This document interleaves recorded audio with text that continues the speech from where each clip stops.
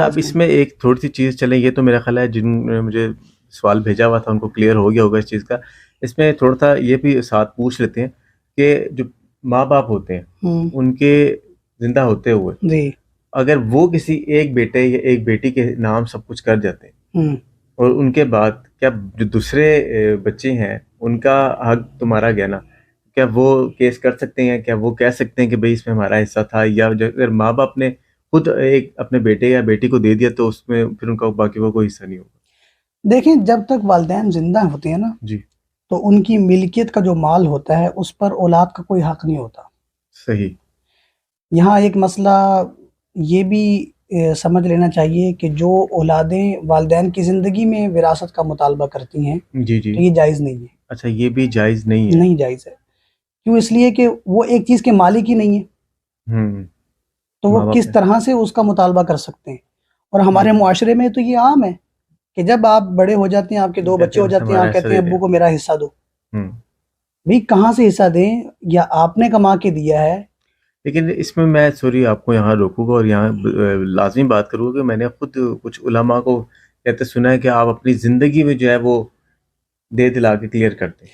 وہ علماء اس وجہ سے کہتے ہیں نا کہ دیکھیں بعد کی جو خرابیاں جی جو اولادیں آپس میں بھگتتی ہیں، جی جی، تو ظاہری بات ہے والد نے جو مال کمایا ہے وہ قبر میں ساتھ تھوڑی لے کے جائے گا. بالکل ایسے ہی ہے. جب اس کے ورثاء موجود ہیں، اس کی اولاد موجود ہے، تو اس کو زندگی میں ہی سلیقے طریقے سے ان میں تقسیم کر دینا چاہیے. اور تقسیم کرنے کا جو شرعی حل ہے نا اس کے مطابق وہ تقسیم کرے گا. صحیح ہو گیا. ٹھیک ہے. والد پر یہ حق ہے کہ وہ اپنا جتنا بھی مال ہے وہ اولاد میں شریعت کے مطابق تقسیم کرے.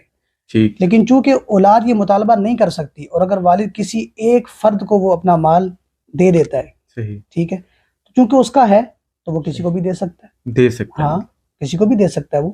ٹھیک ہو گیا. اب وہ اخلاقاً اس پر یہ جو ہے نا وہ آپ کہہ سکتے ہیں کہ ایسا نہیں کرنا چاہیے کیونکہ اولاد تو اس کی ساری ہے. ٹھیک ہے. تو جب اگر اس کو کسی ایک سے محبت ہے اس نے اس کو دے دی ہے، کو اپنی جائیداد سے وہ کیا کہتے ہیں آگ نہیں، بے دخل کر دیتے ہیں. آگ تو نہیں کر سکتا. آگ تو یہ ویسے ہی ہوا ہے، بے دخل نہیں ہو سکتا کوئی بھی. اچھا، ٹھیک ہے. بے دخل ہو ہی نہیں سکتا کوئی. مثال کے طور پر جو ہے نا وہ میری اولاد ہے، میں اس کو زندگی میں کہتا ہوں کہ آپ کو میں نے اپنی جائیداد سے آگ کیا. جی جی. ٹھیک ہے. تو اب میں جب فوت ہو گیا، میں دنیا سے چلا گیا، تو اب جو میری جتنی بھی جائیداد ہے نا اس میں جو جس کو میں نے کہا ہوا ہے، ٹھیک ہے، وہ بھی اس میں برابر کا حصے دار ہوگا.